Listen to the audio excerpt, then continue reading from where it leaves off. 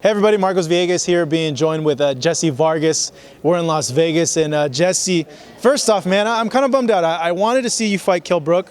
I thought that was an interesting match, a champion versus champion match. He went ahead and selected Gennady Golovkin for this fight. Let me know really when you found out about that and the emotions that you felt when you found the news that the fight fell through. Well, I was upset. I mean, I was looking forward to the fight. I was already programmed mentally, to go out to England and bring back another title to the U.S. You know what I mean? So that would have been nice, and I was ready for it. But unfortunately, Brook didn't want to fight and preferred to fight against Triple G, where it's a win-win situation for him. I mean, he moves up 2 divisions, and say he loses. He doesn't lose anything besides the O on his record. He comes back down to welterweight, defends his title, his IBF title, and I mean, he's back in the position that he could have been fighting me. He just saw it too much as a risk. I mean, if he would have lost to me, then where does Kell Brook stand? I mean, he just goes back to number 8 in the world and has to climb himself back up the ladder instead of getting a big payday against Triple G and then going back down to welterweight and defending his title there. So if you think about it, I mean, it's financially, it's a win-win situation. What did Bob tell you about the fight not going through? Nothing. I firmly believe in them, that they have big things coming up soon.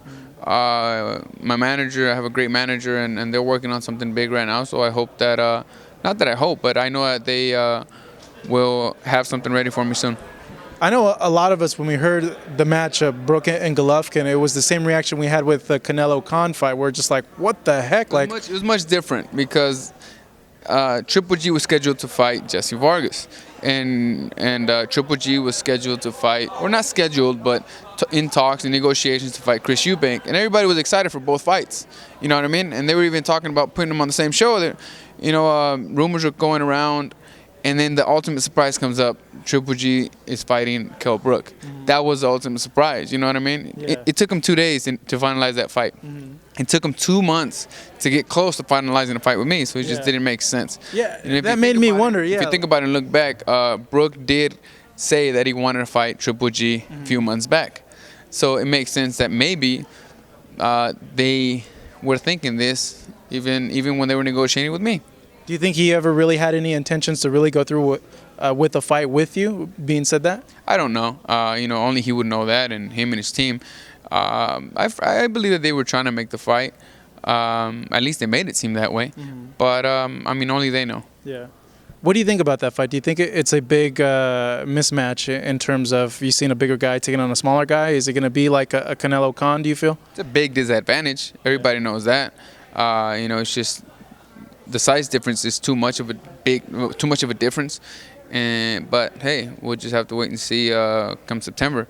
But I don't see Brook winning the fight. Mm-hmm. He is the better fighter, when it comes to styles, but just the power is too much. Now, in terms of you, they're saying that you could get Manny Pacquiao. Aram's saying that he'll make his decision after this Crawford fight as to who will Manny Pacquiao face. How do you, campaign for yourself to get that Pacquiao fight?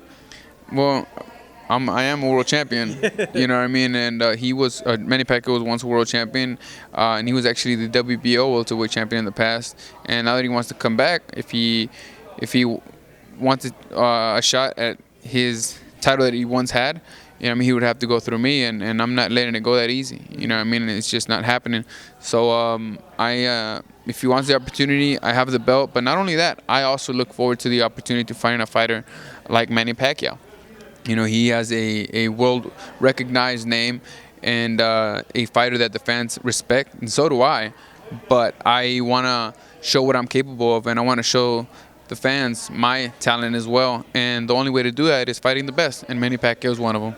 Has this whole time been a little frustrating for you? I know we last saw you against Saddam Ali. That seems like a whole long time ago, man. And now if you do fight Manny, it's going to be like November or like end of October. You know what? I don't like staying inactive, man. Yeah. You know what I mean? I truly don't. I mean, I'm very young, but that's just the position that I'm in. We're looking for the best fights that we can give for the fans. And for that, sometimes it takes time.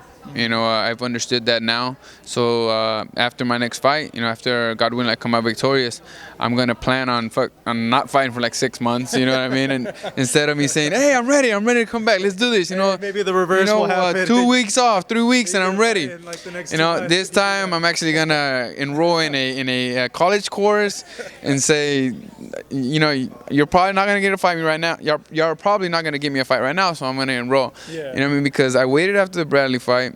I could have finished 2 semesters there. You know what I mean? And the entire time, A whole year of school. The entire time I was waiting. Yeah. You know what I mean? And then after this fight, I wanted to enroll in school, and then I said, you know what? I know that I'm gonna get a fight soon. You know what I mean? But Cameron, he was working on something big, and it took him time, which I completely understand. But I could have had another course going down already. You know what I mean? So now I'm not waiting for a fight to come in the next 2 months. I'm just gonna say I'm going to school. Let me know when you negotiate the next one. 147 stacked, and there's a lot of 147 pounders right now that have belts. Not a lot, but it's good competition in that division. Danny Garcia is a title holder. I'd love to see a fight between you and Danny. Is there interest on your end to go ahead and make a fight like that against a Garcia? Of course, man. Of course there's interest. Everybody knows. If you're a real boxing fan, you know that I'm willing to fight anybody. I've never said no to anyone. And I mean, I was signed to go to England to fight Brook in his hometown. You know, if you like real fighters that aren't scared to fight anyone, you know what I mean, look at any of my fights, you know what I mean? And if you want to look at the cherry pickers, well, go right ahead, you know what I mean? But you want a real fighter, come at your boy Jessie Vargas and look at this fight. Who takes the main event on Saturday? I look, my opinion, I think Crawford takes it. Yeah. You know, he has more versatile and speed, ring generalship. But hey, Victor Postol, I mean, he's also going to come to fight. You know, you can tell that he's not having trouble making weight, and it's going to be an entertaining matchup. All right, Jesse, man, it's good seeing you, man. Thank you so much. Really appreciate Jessie Vargas right here in Las Vegas. This Saturday, Victor Postol against Terrence Crawford on HBO pay-per-view.